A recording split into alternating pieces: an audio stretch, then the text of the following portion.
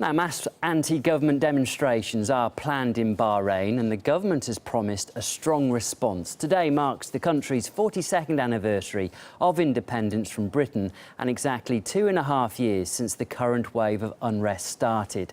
Police confronting protesters and firing clouds of tear gas, these scenes have become common in the Gulf nation ever since the uprising began. That's despite constant talks between the ruling Sunni family and the opposition. The Shia majority in the country want a constitutional monarchy with a government which is chosen to serve in a democratically elected parliament.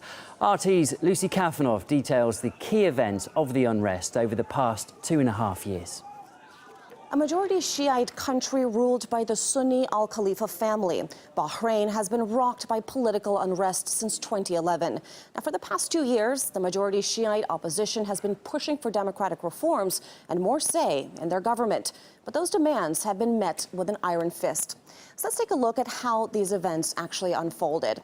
In February of 2011, a day of rage. Thousands of Bahrainis gathered in unprecedented demonstrations against the country's rulers. Several people were killed, some 300 injured when security forces raided the protesters who were camped out in the country's capital. Now, the foreign minister dismissed the violence as accidental. But there would be no resolution. As the unrest continued, troops from Saudi Arabia and the UAE entered Bahrain in order to help suppress the uprising. The king declared martial law the following day.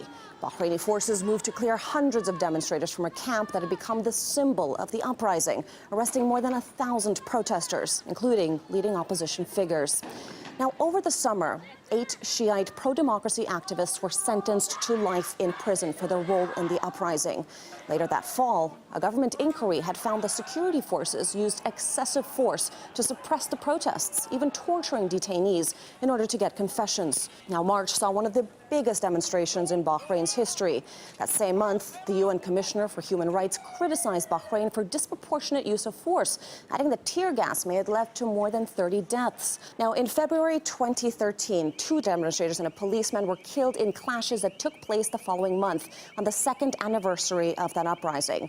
And ahead of today's protests, the king toughened penalties in anti-terror laws, approving proposals that have alarmed human rights groups which fear a crackdown on the demonstrations. It's an Arab Spring revolution that has been forsaken by the Arabs, abandoned by the West, and largely ignored by the international community. But without meaningful reforms, Bahrain's uprising isn't likely to quiet down anytime soon. So Bahrain toughened up its anti-protest laws last month, drawing condemnation from the UN and other human rights groups. Jalal Farouz is a former Bahraini MP for the country's largest opposition party and had his citizenship revoked for allegedly threatening national security. He told us why the Western world isn't doing anything about the harsh crackdown by Bahraini authorities. There have been lots of violations in Bahrain, but unfortunately there is rarely anything in the Western media regarding all the violations.